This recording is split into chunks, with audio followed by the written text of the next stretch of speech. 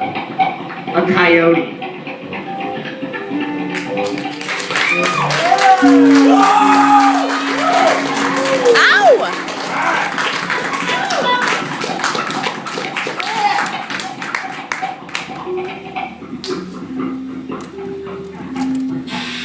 Spaghetti.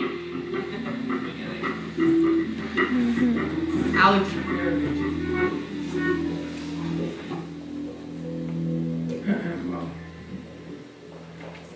Allow this. Allow all of it to be but the flailings of a somber dream. A love of unassailable beauty. A love of you to me.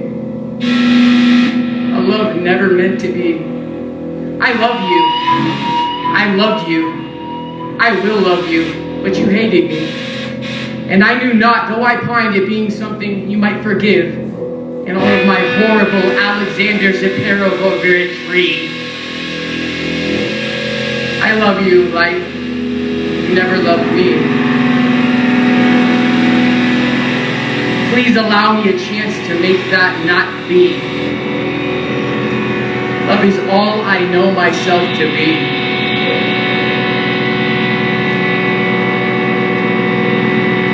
Painting Prozac.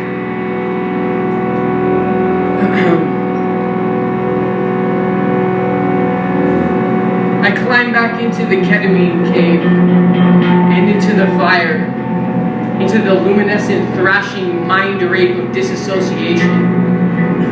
I'm inside Amy's condo and everything is spinning and shooting these beautiful, malevolent stars and nothing makes any kind of sense. Everything is a fucking mess in my head. Amy's disorder is on full blast tonight and she's toying with me on the K, telling me I'm hurting her. She's screaming at me, playing these twisted back and forth games that I can't even understand in my identity-challenged, ego-blurred condition. She is cannibalizing me as I try to numb or poison her voice out of me. I feel some dark, masochistic crevasse inside of me, some tumorous cave within is actually enjoying all this pain. The screaming mixed with the ketamine like a storm. The K hurts me, and I feel my brain liquefying, but more for me is good. The K talks to me, and it just says more, and everything is simple that way. More K. Finally, she goes to sleep after circling, hovering around me like a vulture as I sit hunched over my pile of disassociative powder like a praying priest. She was stomping her big legs down into the wooden floor enraged, all around me screaming and screaming, and I don't understand why or about what. Not that the K is responsible for that. I've never understood what she does or why. I stay up to snort more powder, of course. She's upright in her bed, just howling for hours, days, weeks, years. She's dying for me to come to bed, to come lay down next to her, a wounded, shrieking beast. Even now, on an unmoving K platform of cognitive paralysis, I know somewhere deep inside that she is gone. That my love, Annie, the Annie I thought I had or would have had, that Annie, she's gone because she never existed. In that long and beautiful dream we shared, us both privy to those few perfect moments, but all of it is lost forever. It was never really real.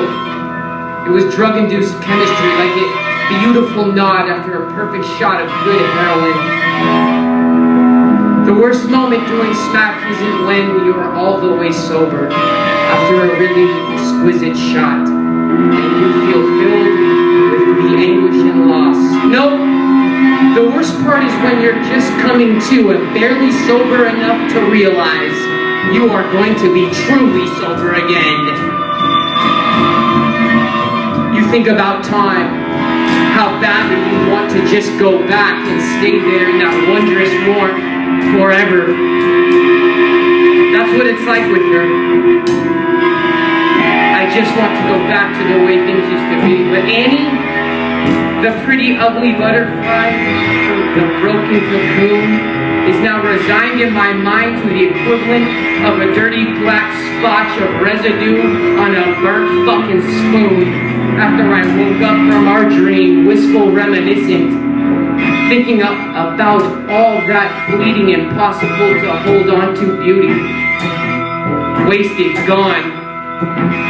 But I'm still chasing her because I think how you do this thing that makes me believe it's still there. And I can't leave you, baby. I feel abandoned and wrong and scared and crazy too. Let me go. Fucking let me go. Let me fucking die alone at the bottom of a dark hole. Just no more of these nights. No more pain. Please, no more. I rise up from the chair I've been glued to with Kay, and she's screaming harder and louder as she hears me trying to slip on my shoes. I'm trying to be quiet so she doesn't know I'm leaving, or else she'll stop me. But I have no coordination, and as I grab some cans of red paint, I'm making noise, bumping into walls and her door. I stagger out and down the stairwell, and I start crying as I walk into her lobby. Numb, but I feel something. Some part of me is dying. I fall out of her building into the heaving rain, and the black wet night takes me into its arms, and I start painting big sloppy hearts on every flat surface I see. It's a kind of frenzy for me, and I do this when her apartment is filled with too much horror. And when I do this, I run and I paint and I sweat as I run, and it's invigorating. All the rain pouring down my face onto my chest, with the sweat dripping down my face as I write and I write and I write and I write. I love you and love, and if no one loves you, I do. And my red dripping hearts are everywhere. After a few moments, I spray on walls that look lonely and dark, like I'm painting hearts on myself.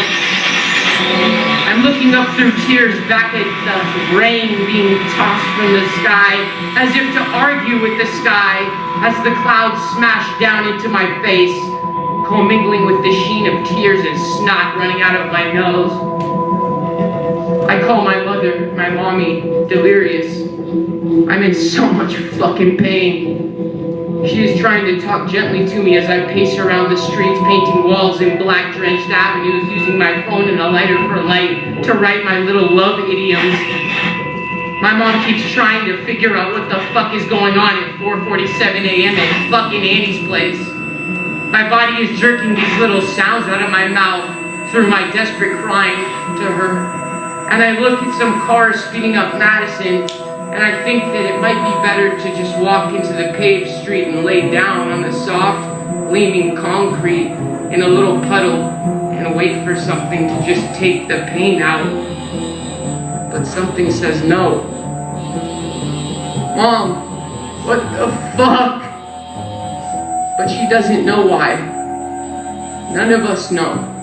Her family, mine, me, her. No one fucking cares. I think about her as I push my body down the street with my phone in my can. This poor fucking girl, already in so much psychic and emotional pain that her pain is all there is now. I never wanted to hurt her. I wanted to save her so she was able to save herself. Maybe by witnessing me kill myself through drugs. And I said to her without words, I said, I'll be the sacrificial lamb and I'll die for you. I know you want me to, I'll do it for you, baby. I'm talking to myself and my mom and Annie, who sits in my head as a screaming that echoes in my skull at the same time. Walking, staring up at the black nothingness, squinting, trying to see something through the sheets of cold droplets. Everything hurts, and every time I spray a big stupid red heart on a wall and I watch it drip, crawling down to the street, I feel a little relief from this nightmare. I see some cold junkie walking along through this same lonely rain, in the same lonely pain, seeing my dripping hearts, feeling better or warmer. I want someone to feel some relief too. I'm passing on love. Annie keeps telling me I don't have to give. But this aerosol paint on these broken concrete streets in a downpour, creating these horribly broken totems for the hopeless and the damned, makes me feel better. I tell myself I give everything I have to give, but it isn't that much anymore. I gave her everything. More. Her and the drugs took most of me. The drugs robbed me of so much. I work with what I have left. Some streaky red graffiti that looks like sad, dripping, ignored love notes, smothered in darkness, running off of walls into gutters like the buildings are bleeding. I'm walking down these empty streets with the sky smashing into my face, clutching my single can of dripping red paint, spraying it until it's empty, and I throw it, careening into the street, and suddenly Annie appears at my neck, my arm, grabbing me and hissing, "I'll always be alone, and then I'll die of prostate cancer."